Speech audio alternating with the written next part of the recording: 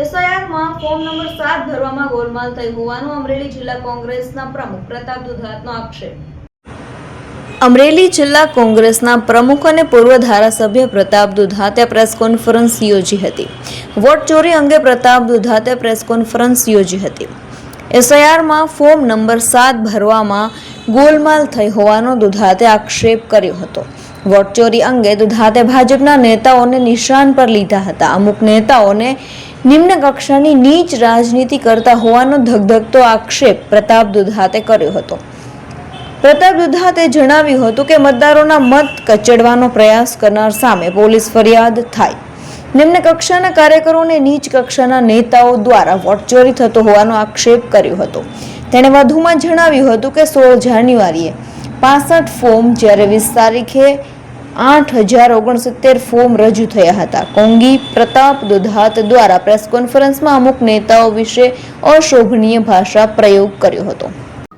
ગુજરાતની સાથે હિન્દુસ્તાનની અંદર દેશના લોકતંત્રના વિરોધ પક્ષના નેતા રાહુલ ગાંધી વોટ ચોરીના મુદ્દાને ઉપસ્થિત કર્યો અને વોટ ચોરી થઈ રહી છે એની ઘણી બધી પ્રેસો કરી, પણ જ્યારે ગુજરાતના હાલની વર્તમાન પરિસ્થિતિમાં એસઆઈઆર અંગે મેપિંગ પદ્ધતિ થઈ, હજારો અધિકારીઓએ પોતાના સમયનું બલિદાન આપ્યું, સમય સાથે પરસેવો પણ પાડ્યો અને ખૂબ જ સરસ પ્રકારની મેપિંગ પદ્ધતિ ચાલતી હતી અને આની અંદર ઘણા અધિકારીઓ પોતાનો જીવ પણ ગુમાવ્યો।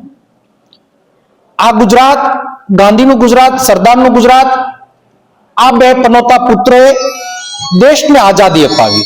દેશને આઝાદીમાં સૌથી મોટું યોગદાન સરદાર સાહેબ અને ગાંધીજીનું। લોકતંત્રને મજબૂત બનાવવા માટે, લોકતંત્રનો મજબૂત પાયો નાખવા માટે ગુજરાતની પહેલથી અંગ્રેજોને ભગાડ્યા, પણ એક મત માટે હિન્દુસ્તાનમાં કંઈ બૂથ મુકાતું હોય તો હિન્દુસ્તાનના ગુજરાતના જે જિલ્લામાં હું બેઠો છું એ જિલ્લાના બોર્ડર ઉપર એટલે કંકાઈ બાણેજ, ત્યાં એક મત માટે બૂથ મુકાય છે। એ જ ગુજરાતના બે પનોતા પુત્ર, એક ગૃહ પ્રધાન અને એક દેશના વડાપ્રધાન, ગરીબ મધ્યમ વર્ગ અને ગરીબોનો અવાજ દબાવવા માટે લોકતંત્રમાં મતનું મહાદાન ગણાય।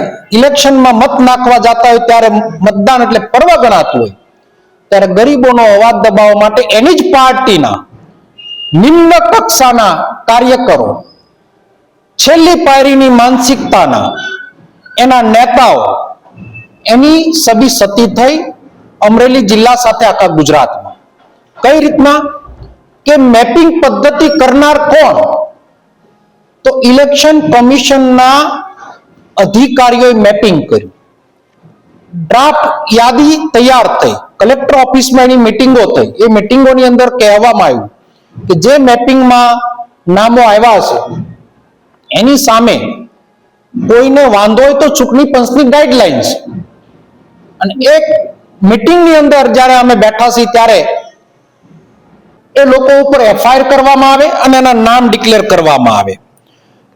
મેપિંગ કરનાર અધિકારીઓ જે છે એની મહેનતથી વોટર લિસ્ટની યાદીમાં, ડ્રાફ્ટ યાદીમાં, મતદાર યાદીમાં એનું નામ આવ્યું છે।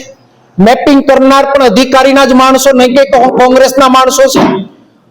મેપિંગ થયેલા મતો 8,000 એક વિધાનસભામાં કમી કરવા માટે તો ટૂંકું ને ટચ, સીધું ને સરળ હું એટલું જ પૂછવા માંગુ છું કે મેપિંગ કર્યું હતું એ ખોટું હતું?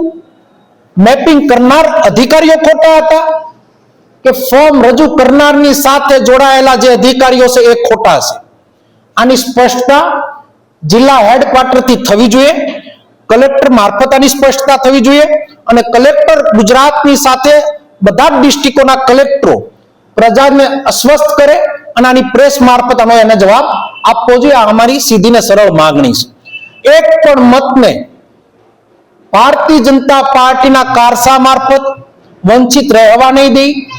જે મતદારોને એ લોકોને વાંધા હોય એને પબ્લિશ એટલે કે મામલતદાર ઓફિસની બહાર એ ડિક્લેરેશન કરે, નોટિસો આપે, સુનાવણી કરવા માટેનો સમય જે છે એ સુનાવણીમાં જ્યારે પણ કહેશે 8,000 મારી વિધાનસભાના મતો છે, આ ભારતીય જનતા પાર્ટીના નિમ્ન કક્ષાના નીચ માનસિકતાના નેતાઓ જીતી શકવાની કેપેસિટી ન હોય તો એને ઇલેક્શનો ન લડવી જોઈએ.